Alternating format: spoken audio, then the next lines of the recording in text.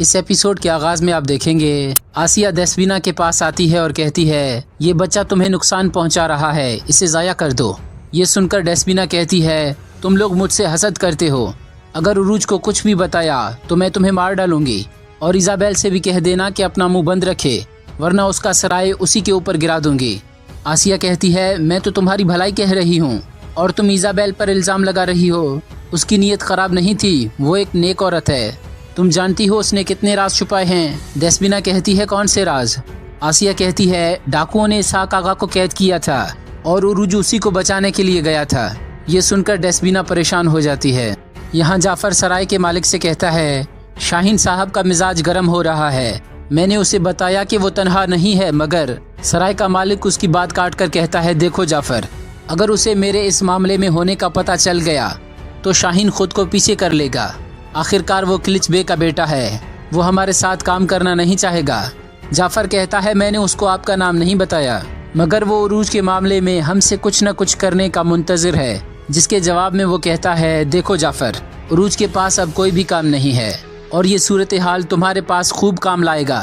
सुबह से तुम्हारे दिए गए आदमियों का नाम लिख रहा हूँ। ये सुनकर जाफर खुश हो जाता है। इसके बाद वो जाफर से कहता है, तुम्हारे आदमी यतीम खाने पर नजर रख रहे हैं ना? जाफर कहता है, बिल्कुल जनाब, मुस्तकिल नजर रखे हुए हैं। बच्चा और लड़की तो वहाँ पर हैं, लेकिन वो दरवेश गायब है। जिसके जवाब में सराय का मालिक कहता है, अगर तुम उसके बारे में मालूमात हासिल करने में नाकाम हुए तो मैं अपना कलम रोक दूंगा, समझ रहे हो ना? यहाँ उरूज और इलियास बाजार से जा रहे होते हैं। उरूज इलियास से कहता है, फिक्र मत करो इलियास, अल्लाह सबसे बड़ा है, वो रास्ते खोलने वाला है। इलियास कहता है, मैं इसलिए परेशान नहीं हूँ आगा, रिज़्क़ की जिम्मेदारी अल्लाह के हाथ है, ये हमारा ईमान है। लेकिन काम जब कमीनों के साथ होने लगे तो किसी न किसी तरह रुक ही जाता है। उरूज कहता है, ओनीता काफिरों का निज़ाम है, इस तरह के लोग जाफर जैसों को ही कप्तान बनाएंगे। हमारा यहाँ ठहरना गलत है, मगर तुम मेरा मकसद जानते हो।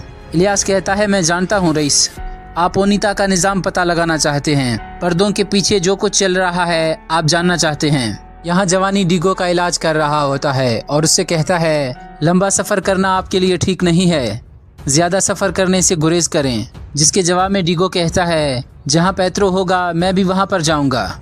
वापसी पर बीमारी का पता लगाओगे कि ये कौन सी बीमारी है, मुझे तुम पर पूरा भरोसा है जवानी। इसके बाद पैत्रो कहता है, मुझे भी तुम पर भरोसा है जवानी। इसके बाद जवानी पैत्रो से कहता है, मैं आपसे कुछ पूछना चाहता हूँ जनाब, क्या ज़ैनब ठीक है? वो भी मेरी तरह हकीम है। ये सुनकर पैत्रो गुस्से से कहता है, मैं तुम्हारे साथ दोस्ताना अंदाज में बात करता हूँ, लेकिन इसका मतलब ये नहीं कि तुम अपनी हद पार करो। इसके बाद पैत्रो कहता है, मैं तुम्हें समझ सकता हूँ जवानी, और तुम्हारी आंखों में उसके लिए मोहब्बत भी देख रहा हूँ, लेकिन ज़ैनब तुम्हारी सोच से ज़्यादा ख़तरनाक है। इसी दौरान रात को वहाँ पर आ जाता है और कहता है, हमारे लोगों ने अबू मोहम्मद को जिंदा पकड़ लिया है। ये सुनकर पैत्रो बहुत खुश हो जाता है। यहाँ देस्बिना उरूज से कहती है, आपने मुझे अपने ख़ानदान के बारे में क्यों नहीं बताया? क्या मैं आपका ख़ानदान नहीं हूँ? उरूज कहता है, तुम्हें इस बारे में किसने बताया? देस्बिना कहती है, हर कोई जानता है, यहाँ तक कि वो इजाबेल भी जानती है और मैंने भी लोगों से सुना है। उरूज कहता है, मैं तुम्हें बताने ही वाला था, लेकिन मैं तुम्हें परेशान नहीं करना चाहता था। इसके बाद देस्बिना कहती है, इसहाक आगा कैसे हैं? आप उन्हें यहाँ पर लेकर आते ताकि हम उनका अच्छी तरह से ख्याल रखते। उरूज कहता है, मैंने उनसे कहा था, लेकिन उन्होंने मेरी बात नहीं मानी और मिदेली चले गए।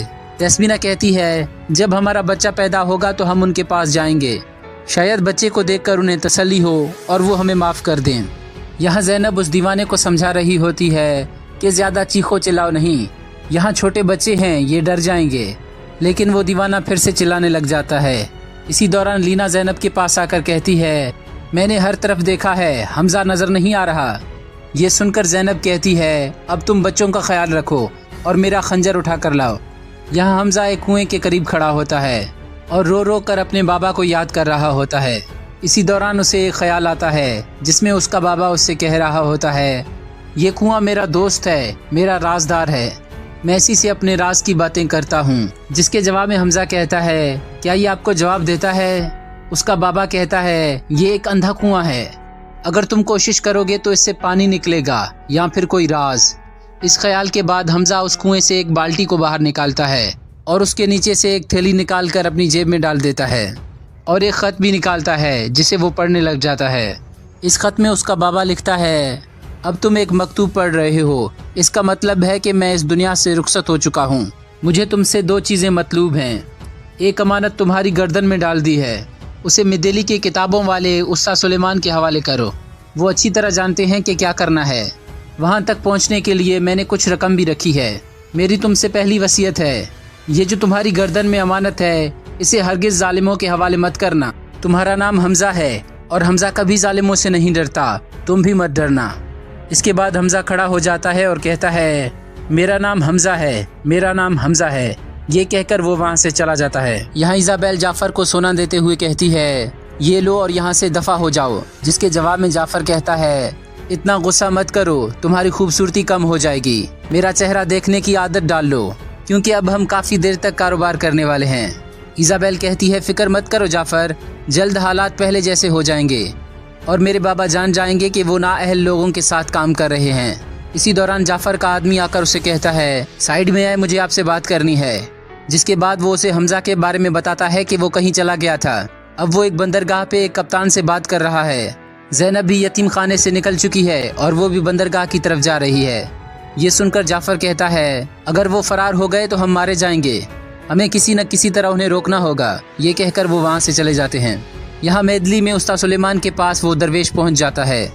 उस्ताद सुलेमान उसका इस्तकबाल करते हैं और कहते हैं, मैं आपको यहाँ देखकर हैरान हूँ, लेकिन मुझे बहुत खुशी हुई कि आप यहाँ पर आए। इसके बाद दरवेश बैठ जाता है और उस्ताद सुलेमान से पूछता है, क्या जो मैंने सुना है वो सच है? क्या कुफ़ार के जजीरे पर हमला आवर होने वाला याकूब का बेटा खिज़िर है? उस्ताद सुलेमान कहते हैं, जी हाँ, आपने दुरुस्त सुना है।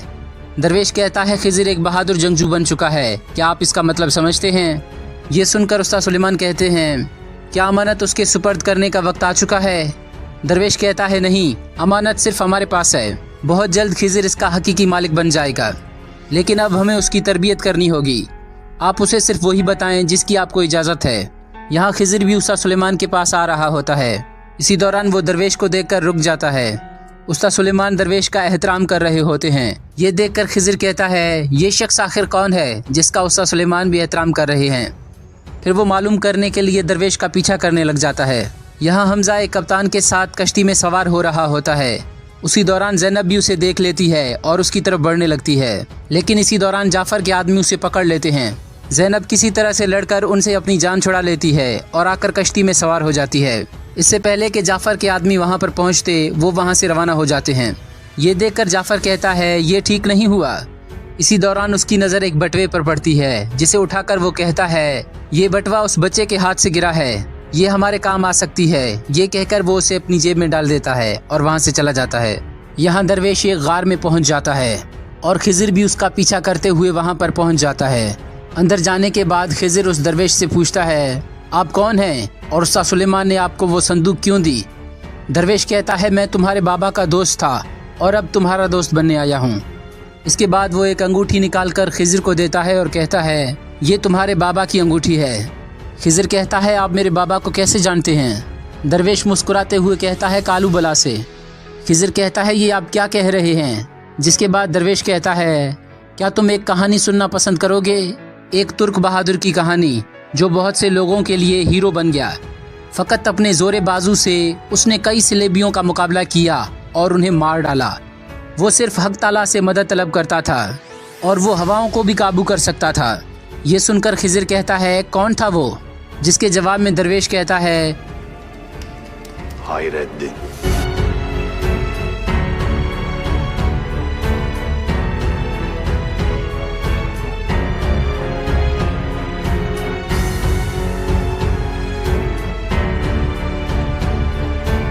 खिज़िर कहता है, मैंने ये नाम कभी नहीं सुना। दरवेश कहता है, एक दिन तुम उसे जान लोगे।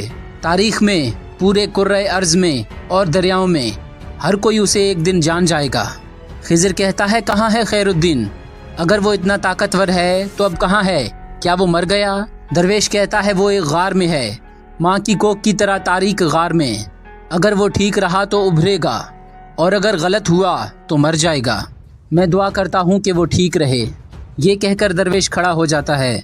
खिज़िर भी खड़ा होने की कोशिश करता है तो दरवेश उसके सीने पर हाथ रखकर कहता है, तुम यहीं रहो, पैदाइश और मौत के दरमियान बहुत वक्त बाकी है। इसके बाद खिज़िर वहीं पर बेहोश हो जाता है और दरवेश वहाँ से चला जाता है। नाज़रीन मोहतरम, यहाँ पर यह एपिसोड ख़त्म हो जाती है।